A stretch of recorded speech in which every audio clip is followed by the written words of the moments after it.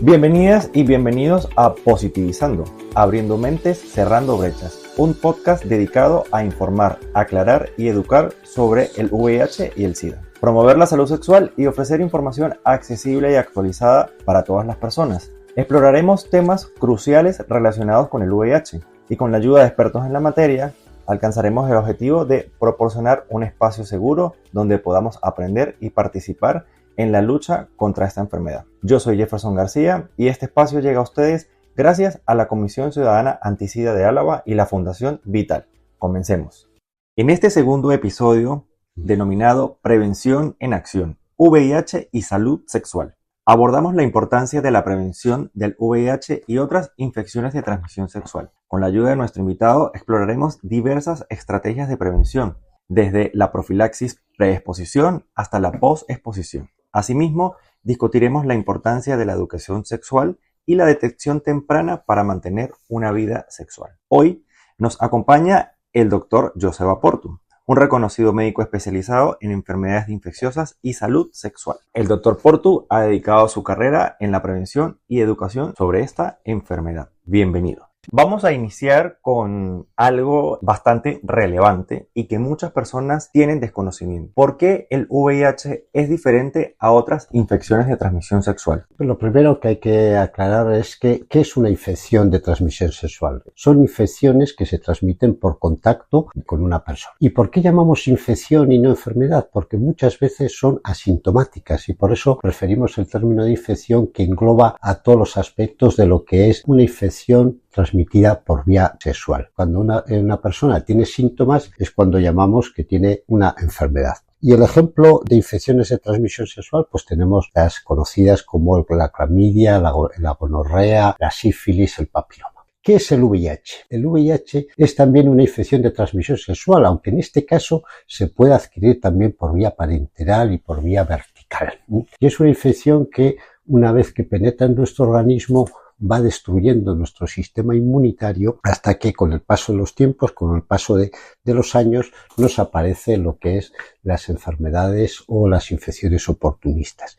¿Y cuál es el nexo de unión entre el VIH y las ITS? Porque son infecciones de transmisión sexual, pero que en el caso de tener otra ITS facilita la transmisión del VIH. Y por esto es importante el control de las ITS como un medio también de control del VIH. El tener una ITS, tener una úlcera, una herida, favorece la penetración del VIH. Por eso hablamos muchas veces de infección VIH y de ITS, porque son infecciones de transmisión sexual que van asociadas. Y el nexo que existe entre tener una infección de transmisión sexual puede aumentar el riesgo de adquirir la infección por VIH. Efectivamente, Jeff. O sea, el tener una ITS incrementa el riesgo de que el VIH nos infecte. De igual, la gran diferencia está en que el VIH es una infección que actualmente está cronificada gracias a la efectividad de los tratamientos, y las infecciones de transmisión sexual, algunas tienen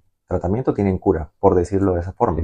Sí, las infecciones de transmisión sexual, enfermedades, infecciones bacterianas, infecciones por hongos. La cosa diferente es el papiloma, pero es algo diferente, que es un virus, pero las infecciones de transmisión sexual tienen tratamiento. El VIH también, aunque no conseguimos erradicarlo. ¿Podrías comentarnos la diferencia de la infección por VIH de hace 20, 30 años a lo que actualmente se vive? Bueno, pues es totalmente diferente. Es algo que siempre decimos que en la historia de la medicina pocas enfermedades han tenido un cambio tan radical en unas décadas. En pocas ha avanzado tanto. ¿Qué es el VIH actualmente? El VIH es una infección que con tratamiento permite tener una vida, vamos a decir, como el resto de la población general. Esto no era así antes. En la década de los 80, prácticamente casi todos los 90, porque cambió la historia en 1996 cuando empezamos a disponer de tratamientos antirretrovirales de alta eficacia. Hasta aquella época, pues el diagnóstico de SIDA, cuando a alguien se le diagnosticaba de SIDA, sabíamos que su expectativa de vida era inferior a 2 años. Eso actualmente, afortunadamente, ha cambiado. Hoy disponemos de tratamientos y con esto se tiene una vida similar a la población general. Hemos evolucionado en medicamentos, hemos evolucionado también en tratamientos, inclusive en la forma de tratar de los médicos, del personal sanitario. Pero, ¿cómo ha evolucionado la percepción pública sobre el VIH y su prevención en estos últimos años? Yo creo que es un tema muy importante. Creo que aquí es importante tener datos objetivos, porque siempre hablamos de datos subjetivos. A mí me parece o nos parece que la percepción es una u otra, y para eso es importante disponer de datos objetivos. Y en este aspecto es muy importante un documento, un trabajo que presentó el Ministerio de Sanidad en el año 22, en el que se analiza la evolución de las creencias y de las actitudes de la población española frente al VIH. Estos son cuestionarios con multitud de preguntas y con variables además muy interesantes, hechos en el año 2008 y 2021, y nos analiza muy fielmente lo que es la percepción de la población frente a la infección VIH. ¿Y qué hemos aprendido de eso? Pues hemos aprendido, primero, sí que hay datos esperanzadores y datos interesantes en el que en general nos dice que los resultados muestran que los indicadores de estigma público en general presentan una evolución favorable cuando analizamos en estos últimos 15 o 20 años de tiempo. Eso es un dato importante, pero a su vez también tiene datos que nos obligan a seguir con el tema, porque tiene datos que nos dicen que nos queda todavía muchas cosas por hacer. Y uno de los aspectos más en el que se ha visto es en la intención de evitar o de evitación hacia las personas con VIH en aquellos que ya inicialmente se sienten incómodos. Y en esto hay datos, que es lo que nos presenta el Ministerio, que hay que analizar, y que lo que está claro que nos dicen es que hay que seguir trabajando, porque en el año 21 un 17% de la población española, esto es prácticamente 1 de cada 5, intentaría evitar el contacto con una persona con VIH. Pero es que el 10%, esto es 1 de cada 10, no desearía tener ningún tipo de relación. Por otra parte, una de las preguntas, solamente el 9% querría tenerlos como vecinos. Esto lo que nos refleja es que todavía hemos mejorado lo que es el estigma público respecto a lo que teníamos hace 15 años, y obviamente mucho más lo que teníamos en la década de los 80 y los 90, pero quedan todavía cosas por hacer. Y de hecho, cuando se mira qué variables nos predicen el estigma, básicamente son las que se han modificado poco, son similares a las que había en el año 2008. Esto es las creencias de la transmisión. Curiosamente, a pesar de todo lo que se está diciendo de las vías de transmisión, un porcentaje importante sigue teniendo creencias sobre otras vías de transmisión, el miedo hacia el VIH y otro tema importante, es decir, la baja cercanía o la baja empatía hacia las personas que viven con el VIH. Tú has dicho algo bastante importante, las vías de transmisión. Yo en otro estudio que realizó Apoyo Positivo hace un tiempo, un gran porcentaje de las personas cree que el VIH puede llegar a transmitirse por la picadura de un mosquito, por compartir objetos personales, y aquí viene algo bastante importante, que el VIH se transmite, mas no se contagia. La gente tiene todavía esa percepción de me voy a contagiar de, y ni siquiera dicen VIH, dicen SIDA. Entonces viene parte de lo que sería el papel que juega la educación, tanto a manera gubernamental como a manera institucional. Hablando un poco más de esto, ¿qué papel juega la educación sexual integral en la prevención del VIH y otras ITS? La educación sexual es una de las herramientas básicas para la prevención del VIH y de las ITS. Una información sexual integrada en la que se brinde información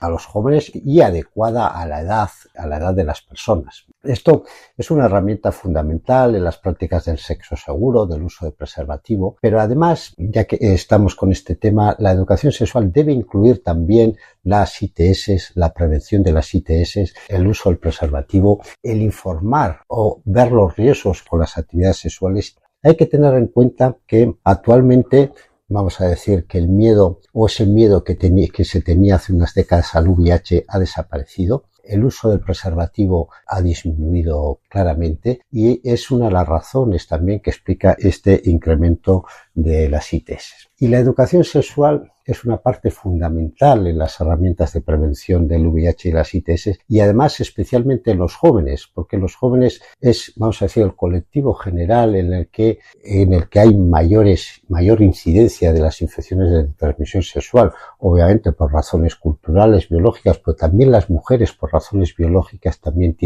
es otro grupo con ITS que es necesario también controlar. Por lo tanto, la educación sexual integral constituye una parte muy importante de la prevención del VIH y de las ITS. ¿Tú crees que la gente haya perdido miedo a infectarse de VIH? Yo creo que ha cambiado la percepción general. Obviamente no es el miedo que había en los 80 y en los 90. Y actualmente sí que existe una percepción general de que esto con tratamiento voy a seguir viviendo igual. Aunque por otro lado también está otro grupo que considera que sigue teniendo las ideas antiguas del VIH y del SIDA, como lo interpretan ellos.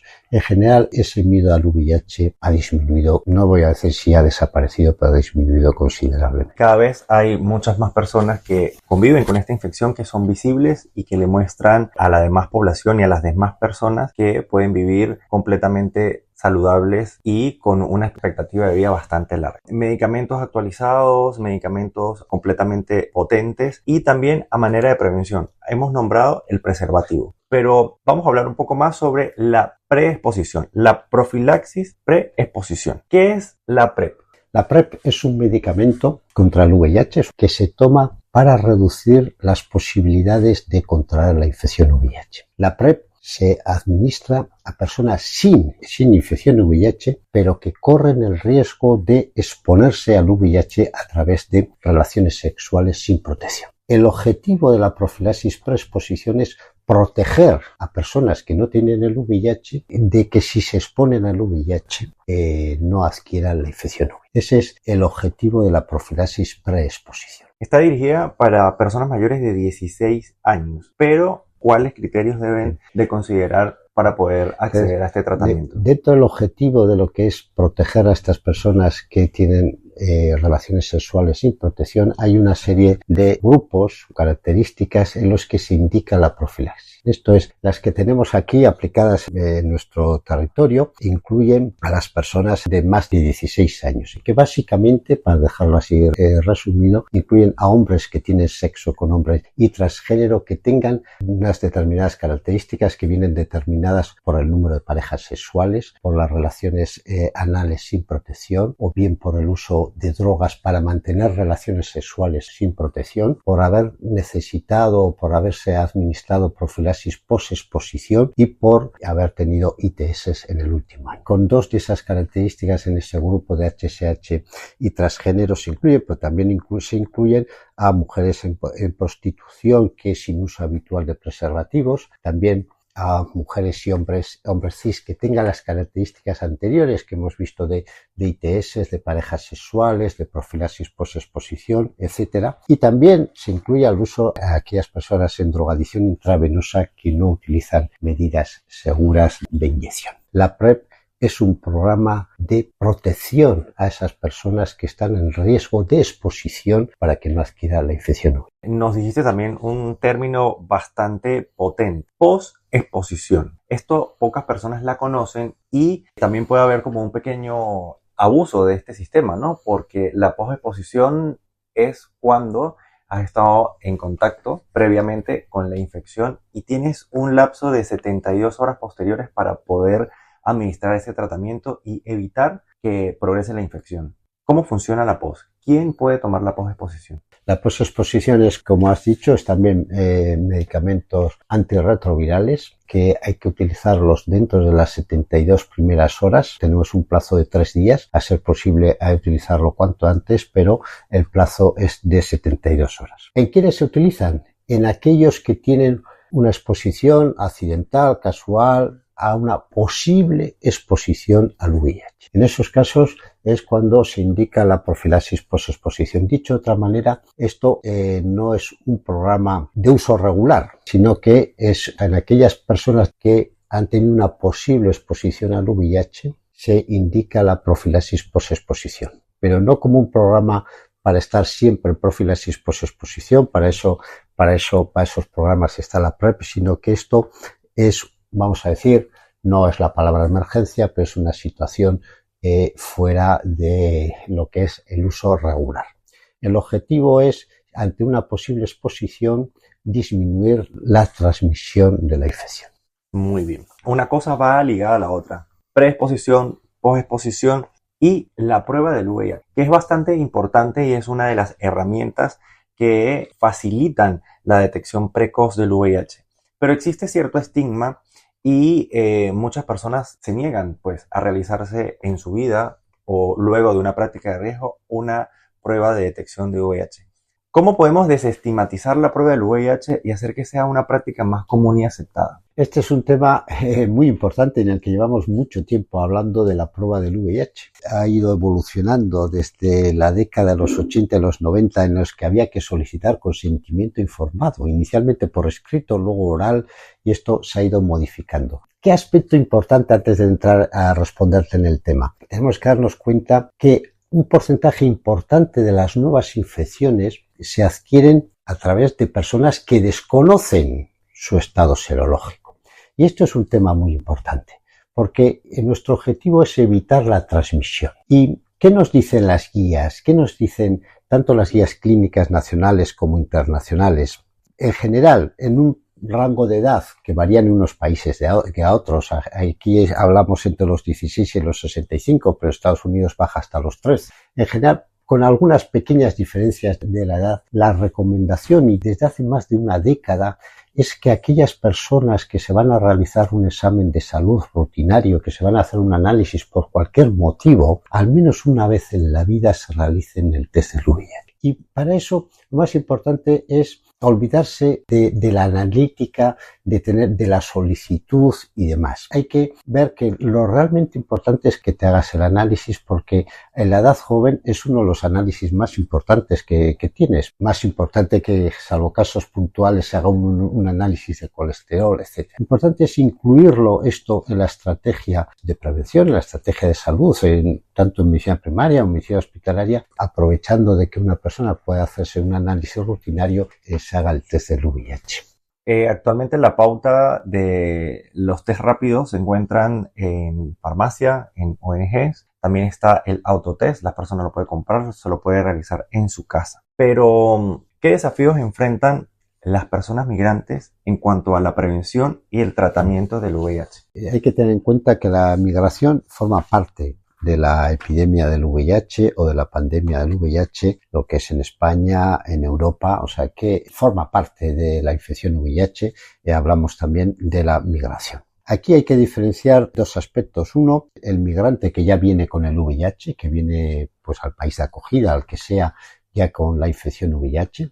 Pues ahí dependerá de las características de cada país, de la prevalencia, de las vías de transmisión, pues nos vendrá condicionado con el tema de su origen. Pero lo realmente importante en nuestro caso es ser conscientes de que un porcentaje importante de la población migrante se infecta en el país de acogida. Y esto creo que es un tema a considerar, porque el otro, pues lo que hay que hacer es tratarlo, etcétera, pero ya viene con la infección VIH. Tenemos que focalizar en los migrantes que están aquí y en que un porcentaje importante se infectan aquí. Y además, en estos el diagnóstico es más tardío que en la población autóctona y especialmente en los subsaharianos.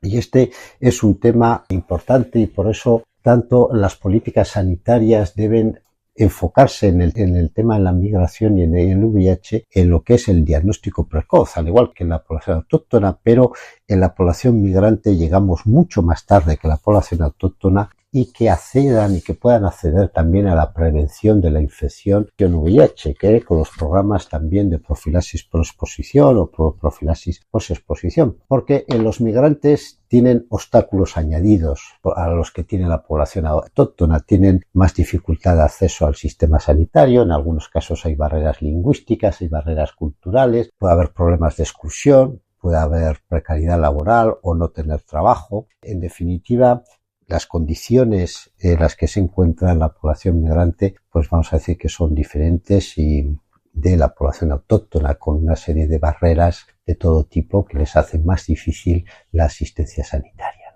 ¿Hay alguna relación entre la movilidad de las personas migrantes y el aumento de las infecciones de transmisión sexual?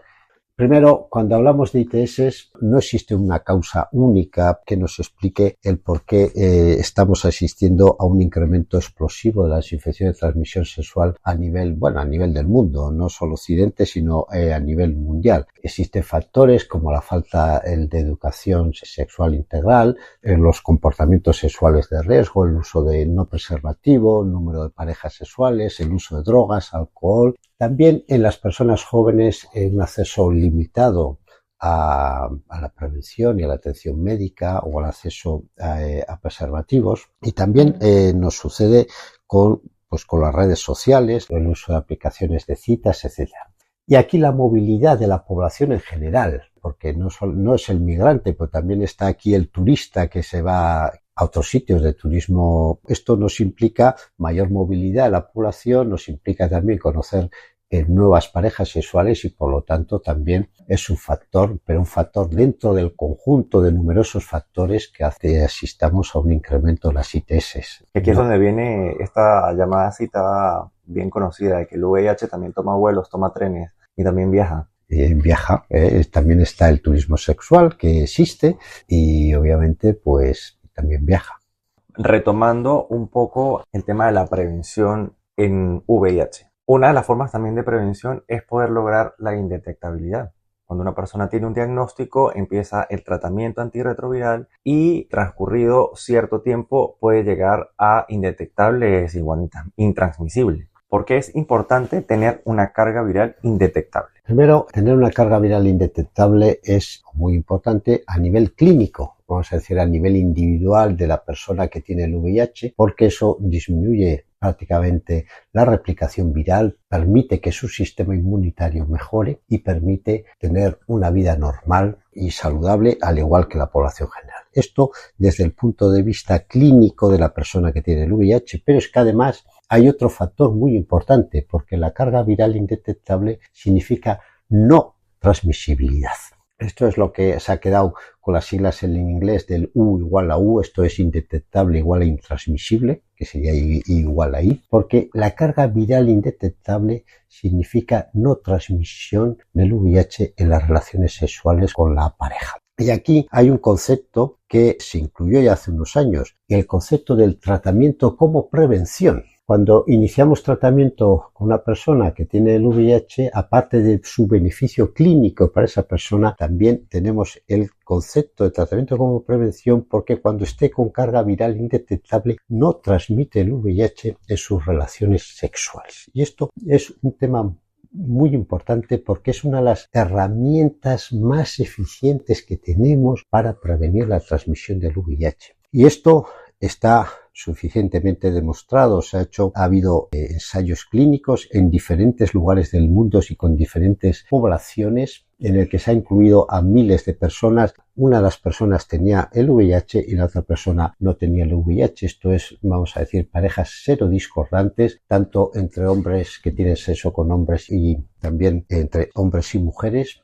Y no ha habido ningún caso de transmisión del VIH si tenían carga viral indetectable. Y esto es un tema muy importante y que creo que hay que publicitar y que lo conozca y también la población, porque significa que una persona que tiene VIH y está en tratamiento y con carga viral indetectable, que están la inmensa mayoría de los que toman tratamiento, no transmiten el VIH. Y esto no solo lo estamos viendo ahora, sino que ya lo veíamos de antes, porque el tener carga viral indetectable supuso que no tenemos casos de transmisión vertical, esto es casos de transmisión de madre a hijo. Pongo un ejemplo aquí, nosotros en nuestro hospital desde el año 96 no hemos tenido ningún caso de transmisión vertical. O sea, eso quiere decir que no nacen niños con VIH. No nacen niños con VIH. Pero también ahora se está demostrando que reduce también la probabilidad de transmisión del VIH en la lactancia. Ahora estamos hablando de si las mujeres pueden amamantar a sus hijos, cosa que hasta ahora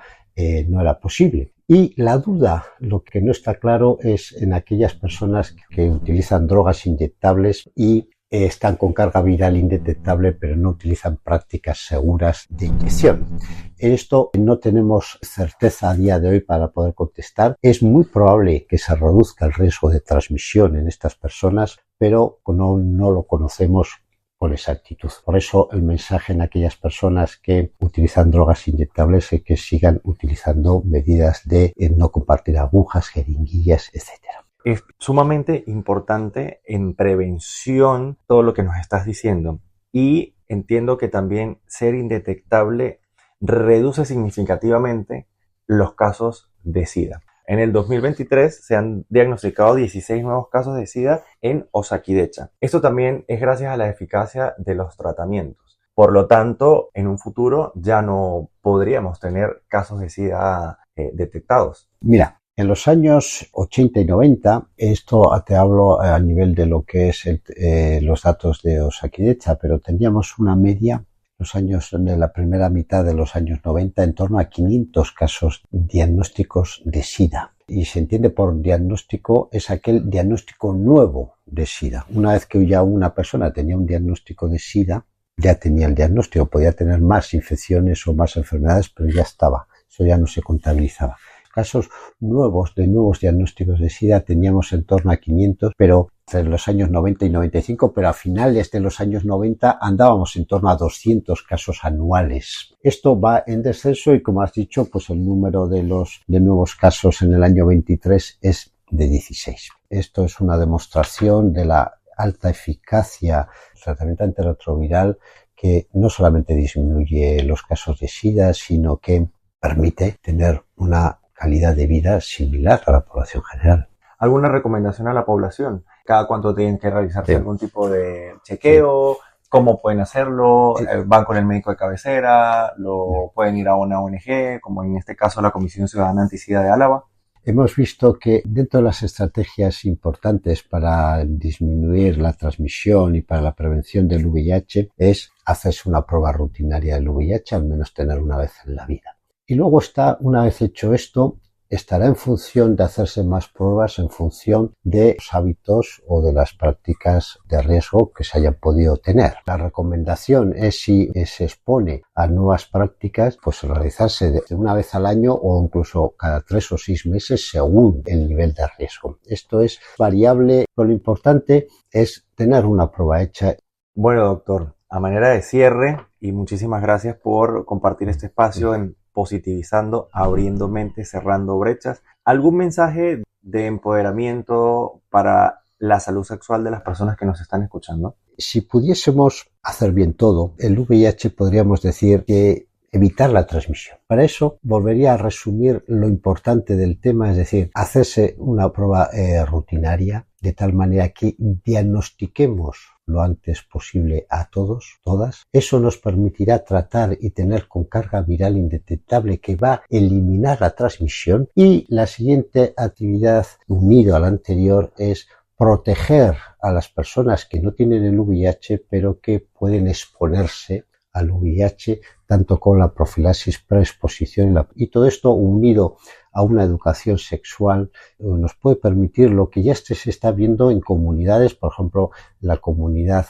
de San Francisco, la comunidad gay, de la que ha disminuido significativamente y radicalmente las nuevas tasas de transmisión, porque se puede llegar a unas tasas de transmisión mínimas, no me atrevo a decir que 0, pero que se puede disminuir significativamente la transmisión. Pues bueno, muchísimas gracias al doctor Portu. Le agradecemos profundamente por acompañarnos hoy y compartir su valioso conocimiento y su experiencia en la prevención del VIH y la promoción de la salud sexual. A todas y todos nuestros oyentes, gracias por acompañarnos en este viaje hacia un futuro más informado y saludable.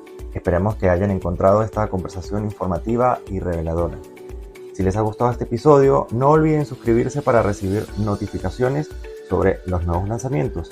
Asimismo, te animamos a compartir este podcast con tus amigos, familiares y colegas para que juntos podamos ampliar el mensaje y podamos llegar a muchas más personas.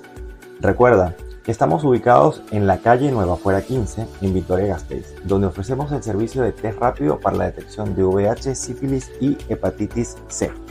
Además, ofrecemos de manera gratuita condones y lubricantes para todas y todos. Encuéntranos en redes como @SIDAálava. Aquí estamos para escucharte y trabajar juntos en la construcción de un mundo más informado, solidario y sobre todo libre de estigma con respecto al VIH. Gracias nuevamente por su apoyo y nos vemos en el siguiente episodio.